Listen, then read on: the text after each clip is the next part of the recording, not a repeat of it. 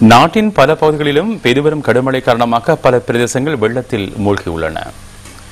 பதுளை அலுகொல்ல சந்தி பிரதேசத்திலும் மண் சரிவு அபாயம் ஏற்பட்டுள்ளது. ஹெகுட கிராமத்திலும் வீடொன்று மீது மண் சரிந்து வீழ்ந்துள்ளது. இதேவேளை ஹெகுட குட ஓயா வாவி நிறைந்து பெருக்கெடுத்ததனால் பதுளை ஹங்வெல் ஊடான குட்டிக்கொல்ல வீதியின் போக்குவரத்து இன்று காலை பாதிக்கப்பட்டிருந்தது. ஒயாவத்த பிரதேச வீதியும் நீரில் மூழ்கியுள்ளது.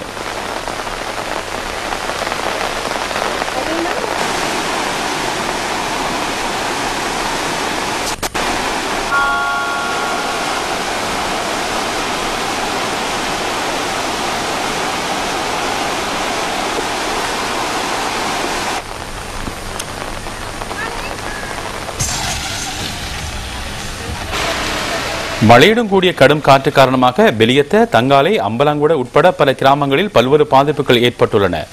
மரங்கள் முறிந்து வீழ்ந்ததனால் வீடுகள் பலவற்றுக்கு சேதம் ஏற்பட்டுள்ளது. மின் கம்பங்களும் வீழ்ந்துள்ளன. பிரதேசத்தின் வாவிகள் சில பெருக்கெடுத்துள்ளன.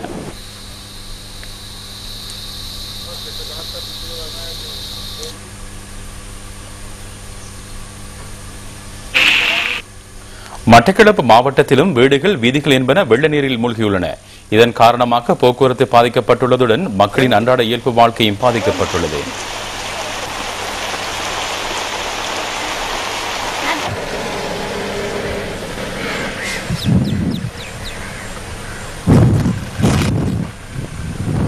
பொலனறுவை மாவட்டத்திலும் தாழ்நில பகுதிகள் வெள்ள நீரில் மூழ்கியுள்ளன. வரலாற்று சிறப்புமிக்க சோமாவதி புனித பூமிக்கு செல்லும் வீதியும் நீரில் மூழ்கியுள்ளது.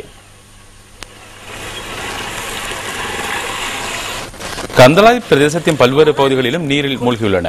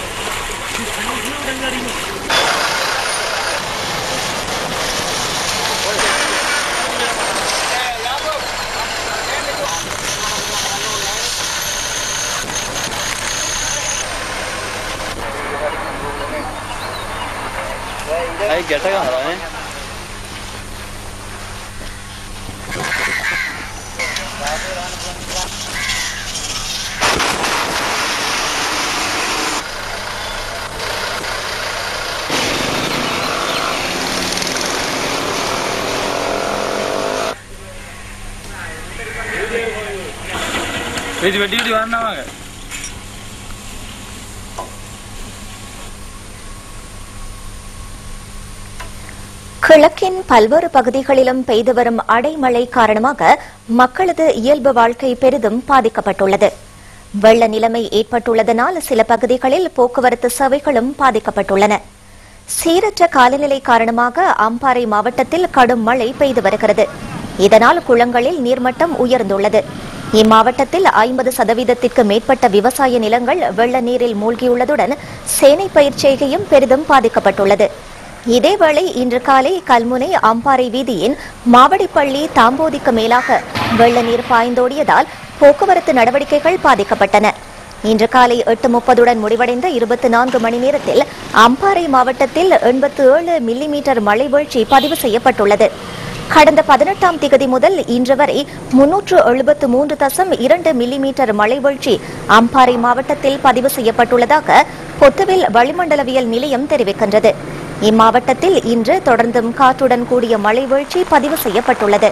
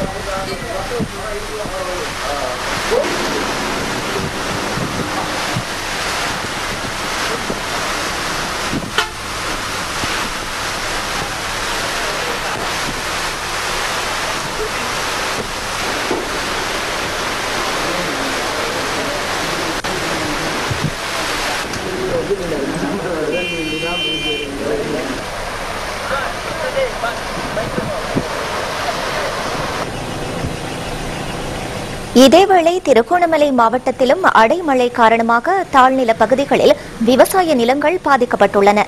தம்பலகாமம், கிண்ணியா, மூதூர், தோப்பூர், குரங்கு பாஞ்சான், பூவரசந்தீவு ஆகிய பிரதேசங்களில் வயல் நிலங்கள் பாதிக்கப்பட்டுள்ளன.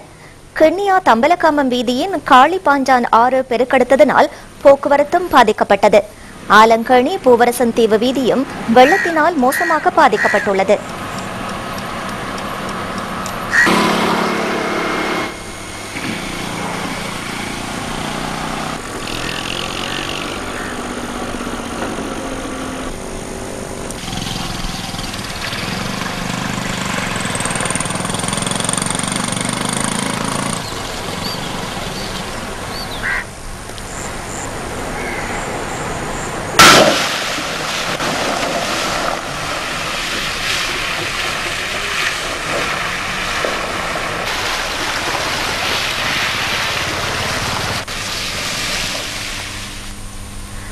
அம்பாறை மாவட்டத்தில் ஏற்பட்டுள்ள வெள்ள நிலைமை தொடர்பான மேலதிக தகவல்களை அறிந்து கொள்வதற்காக நாம் பிராந்திய செய்தியாளர் யுஎல் ரியாஸுடன் தொடர்பினை ஏற்படுத்துகிறோம்.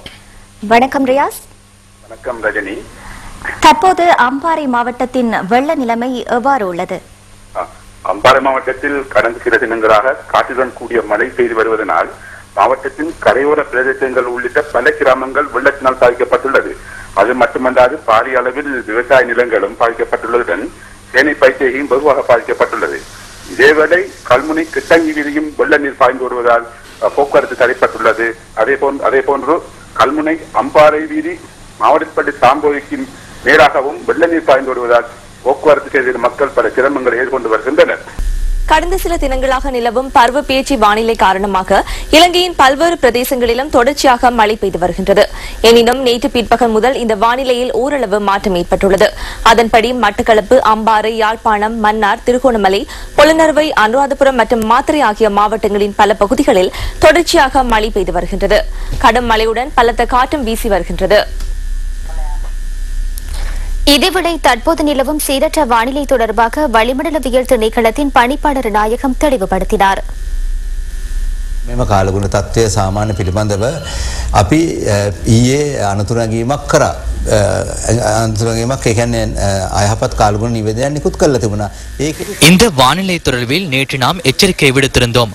கடலை அண்மித்த பகுதிகளில் கடும் காற்று வீசக்கூடும் எனவும் தரை பகுதிகளில் கடும் காற்றை எதிர்பார்க்கவில்லை எனவும் நாம் குறிப்பிட்டிருந்தோம். எனினும் இது ஒரு திடீர் நிலைமையாகும். இடைக்கிடை காற்று வீசிய போதிலும் அதிக பாதிப்பு ஏற்படாது. நாளை காலை அல்லது பகல் வேளையில் இந்த நிலைமை மாற்றமடையும் என்று எதிர்பார்க்கின்றோம். இது சூறாவளி நிலைமை அல்ல. வளிமண்டலத்தில் ஏற்பட்டுள்ள நிலைமை விரைவில் வளமைக்கு திரும்பும் சாத்தியக்கூறுகள் உள்ளதோடு அதனால் அதிக பாதிப்புகள் ஏற்படாது.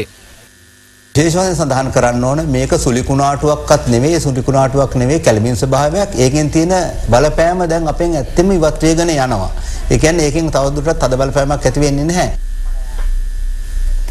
குமரிக்கடல் பகுதியில் ஏற்பட்டுள்ள தாளமுக்கம் காரணமாக அடுத்து வரும் சில நாட்களுக்கு இலங்கைக்கு அதிக மழை வீழ்ச்சி கிடைக்க முடியும் என தமிழக வானிலை அவதான நிலையம் தெரிவிக்கின்றது. அது குறித்து சென்னை புயல் எச்சரிக்கை மத்திய நிலையத்தின் இயக்குநர் FR ரமணன் நியூஸ் ஃபர்ஸ்டுக்கு கருத்து தெரிவித்தார். அதாவது குமரிக்கடல் பகுதியில் ஒரு காற்றழுத்த தாழ்வு பகுதி உருவாகி உள்ளது. அது மேலும் வலுவடையும் என்று நாம் எதிர்பார்க்கிறோம்.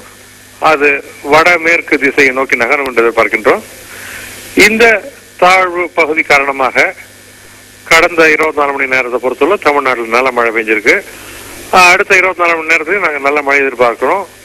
இதனால் கடல் கொந்தளிப்பா இருப்பதனால தென் தமிழகம், கேரளா மற்றும் லட்சத்தீவு மீனவர்கள் கடலுக்கு செல்ல வேண்டாம் என்று கேட்டுக்கொள்ளப்படுகின்றனர். இலங்கையை பொறுத்தவரையிலும் கூட நல்ல மழை இருக்கு. குறிப்பா தென்பகுதியில் அதிகமா இருக்கும் மழை. இலங்கையை பொறுத்தவரையிலும் எப்படி கடல் கொந்தளிப்பு என்பது அந்த குமரிக்கடல் பொறுத்தவரை கண்டிப்பாக இருக்கும். மேலும் இது மாலத்தீவு மற்றும் அந்த லட்சத்தீவு கடல் பகுதியை நோக்கி நகர்கின்ற காரணத்தினால அந்த இடங்கள்ல அப்புறம் அடுத்தது கொந்தளிப்பு அதிகமாகும். அடுத்தபடி மழையும் கண்டிப்பாக கனமழையெல்லாம் தென் இலங்கையில நீங்க எதிர்பார்க்கலாம். கண்டிப்பாக வாழ்க்கையை கட்டியெழுப்பி நாட்டை கட்டியெழுப்பும் வரவு செலவு திட்டத்தின் மற்றொரு முக்கிய யோசனையாக அங்கவினர்கள் மற்றும் 70 வயதை தாண்டியவர்களுக்கு வழங்கப்படும் கொடுப்பனவு அமைந்துள்ளது. தமது வாழ்க்கையை தமது பிள்ளைகளுக்காகவும் நாட்டிற்காகவும் அர்ப்பணித்த சிரேஷ்ட பிரஜைகளை தனிமையாக்குவதற்கு ஒருபோதும் இடமளிக்கப் போவதில்லை என ஜனாதிபதி இவர்களுக்கென சிறந்ததொரு எதிர்காலத்தை ஏற்படுத்தி கொடுப்பதற்கு மஹிந்த சிந்தனை மூலம் உறுதியளித்திருந்தார். அத்துடன் உடல் மற்றும் உள ரீதியாக பாதிக்கப்பட்டுள்ளவர்களுக்கு எவ்வித பிளவுகளுமின்றி மதிப்பிற்குரிய பிரஜைகளாக ஏற்றுக்கொள்ளக்கூடிய ஒரு அந்தஸ்தை வழங்குவதாகவும் மஹிந்த சிந்தனை மூலம் வலியுறுத்தினார். இந்த திட்டம் தற்போது அமுல்படுத்தப்பட்டுள்ளது. 2010ஆம் ஆண்டில் சிரேஷ்ட பிரஜைகளுக்கும் அங்கவினர்களுக்கும் சமூகத்தில் தலைநிமிர்ந்து பெருமையுடன் வாழ்வதற்கு தேவையான சமூக பொருளாதார பௌதிக சூழலை ஏற்படுத்திக் கொடுக்கும் நோக்கில் அரசாங்கம் பாரிய வேலை திட்டத்தை அமுல்படுத்தியது. இதற்கமைய கடந்த வரவு செலவு திட்டத்தில் அரசாங்கம் அங்கவீனர்கள் உள்ள குடும்பத்திற்கென 3000 மாதாந்த கொடுப்பனவை வழங்கியதுடன் 70 வயதை தாண்டி வயது முதிர்ந்தவர்களுக்கு 300 ரூபாய் கொடுப்பனவையும் வழங்கியது. இத்தொகை இம்முறை வரவு செலவு திட்டத்தில் 300 ரூபாயிலிருந்து 1000 ரூபாய் வரை அதிகரிக்கப்பட்டுள்ளது. இம்முறை வரவு செலவு திட்டத்தில் வடக்கின் அபிவிருத்திக்கு முன்னுரிமை வழங்கப்பட்டுள்ளது. வடமாகாணத்தில் உள்ள உற்பத்தி நிறுவனங்கள் அபிவிருத்தி செய்யப்பட உள்ளதுடன் சகல கைப்பணி துறைகளும் அபிவிருத்தி செய்யப்பட உள்ளதாக பாரம்பரிய மற்றும் சிறு கைத்தொழில் அபிவிருத்தி அமைச்சின் செயலாளர் வி சிவஞான ஜோதி தெரிவித்துள்ளார். இந்த வரவு செலவு திட்டத்தை குறிப்பாக நோக்கின்ற பொழுது யுத்தத்தின் பின் சமாதானம் மலர்ந்த பின் பல உட்கட்டமைப்பு வசதிகள் வடக்கு மாகாணத்திலே ஏற்படுத்தப்பட்டு அது மட்டுமல்ல அங்கு உற்பத்திகள் விரிவாக்கப்பட்டு அங்குள்ள மக்கள் அபிவிருத்தி நீரோட்டத்தில் கலக்கும் வகையில் செயற்பாடுகள் இடம்பெற்றுக் கொண்டு வருகின்றன. எங்களுடைய பாரம்பரிய கைத்தொழில் சிறுதொழில் முயற்சி அபிவிருத்தி அமைச்சினை எடுத்துக்கொண்டால் அச்சுவேலி கைத்தொழில் பேட்டை மீள கட்டி எழுப்பப்படுகின்றது. அதே மாதிரி பனை ஆராய்ச்சி சபை மீள கட்டி எழுப்பப்படுகின்றது. அதே மாதிரி ஆணையிரவு உப்பளம் மீண்டும் கட்டி எழுப்பப்பட்டு உற்பத்தி செய்வதற்கான செயற்திட்டங்கள் ஏற்பாடுகள் முன்னெடுக்கப்படுகின்றன. அப்ப இந்த வரவு செலவு திட்டத்திலே அரசாங்கம் பல வடக்கு மாகாணம் கிழக்கு மாகாணத்திலே பல உட்கட்டமைப்பு வசதிகளை மட்டுமல்ல பொருளாதார ரீதியாக அந்த வட மாகாணத்தையும் கிழக்கு மாகாணத்தை முன்னேற்றுவதற்கு தேவையான பல செயற்திட்டங்களும் முன்னெடுக்கப்பட்டு வருகின்றது. ஆகவே முழுமையாக பார்க்கின்ற பொழுது இந்த வரவு செலவு திட்டம் வடக்கிலே வசந்தத்தையும் கிழக்கிலே உதயத்தையும் ஏற்படுத்துகின்ற ஒரு வரவு செலவு திட்டமாக அமைவது குறிப்பிடத்தக்கது. இலங்கையை ஆசியாவின் ஆச்சரியமாக மாற்றுகின்ற மஹிந்த சிந்தனை இலக்கினை அடைவதற்கான ஒரு வரவு செலவு திட்டமாக இந்த வரவு செலவு திட்டத்தினை நோக்கலாம். இலங்கை சுற்றுலாத்துறை வரலாற்றில் அதிகளவு உல்லாச பயணிகள் வருகை தந்த ஆண்டாக இந்த வருடம் பதிவாகியுள்ளது. தாயகத்திற்கு வருகை தந்த 7,50,000வது உல்லாச பயணிக்கு பெரும் வரவேற்பு வழங்கப்பட்டது. இவரிடம் இலங்கைக்கு வருகை தந்த 7,50,000வது உல்லாச பயணி நேற்று கட்டுநாயக்க விமான நிலையத்திற்கு வருகை தந்தார். இவரை வரவேற்பிற்கு விசேட ஏற்பாடுகள் செய்யப்பட்டிருந்தன. அவருக்கு இலங்கையின் சுற்றுலா தலங்களை பார்வையிடுவதற்கான விசேட ஞாபகார்த்த சுற்றுலா பொதியொன்றையும் வழங்குவதற்கு சுற்றுலா ஊக்குவிப்பு பணியகம் ஒழுங்குகளை மேற்கொண்டிருந்தது. இலங்கைக்கு வருகை தரும் சுற்றுலா பயணிகளின் எண்ணிக்கை துரிதமாக அதிகரித்துள்ளதாக உல்லாச பயண சபை தெரிவித்துள்ளது. லத்தீன் அமெரிக்கா, மேற்கு ஐரோப்பா ஆகிய நாடுகளிலிருந்து வருகை தரும் உல்லாச பயணிகளின் எண்ணிக்கை அதிகரித்துள்ளதாகவும் இலங்கை உல்லாச பயண சபையின் அறிக்கைகள் தெரிவித்துள்ளன. இலங்கைக்கு வருகை தரும் உல்லாச பயணிகளின் எண்ணிக்கையை 8 லட்சமாக அதிகரிப்பதே அரசாங்கத்தின் இலக்காகும். இம்மாதத்தில் அந்த இலக்கை எட்ட முடிந்தமை இலங்கை பெற்ற பாரிய வெற்றி என பொருளாதார அபிவிருத்தி அமைச்சு தெரிவித்துள்ளது. சோமாவதி தேசிய வனப்பூங்கா ஜனவரி மாதம் முதல் உல்லாச பயணிகளுக்காக திறக்கப்பட உள்ளது. பொலனறுவை மாவட்டத்தில் உள்ள இந்த வனப்பூங்கா 1986ஆம் ஆண்டு தேசிய வனப்பூங்காவாக அறிவிக்கப்பட்டது. நாட்டில் உள்ள வனப்பூங்காக்களில் 3வது பாரிய பூங்கா இதுவாகும். இது 30,645 ஹெக்டேர் நிலப்பரப்பை கொண்டதாகும். ஏராளமான யானைகளையும் ஏனைய காட்டு விலங்குகளையும் அதிக அளவில் நேரடியாக காண கிடைப்பதால் இந்த பூங்கா பிரபலமாகியுள்ளது. இப்பூங்காவில் மான்கள், மரைகள், காட்டு எருமைகள் உட்பட விசேட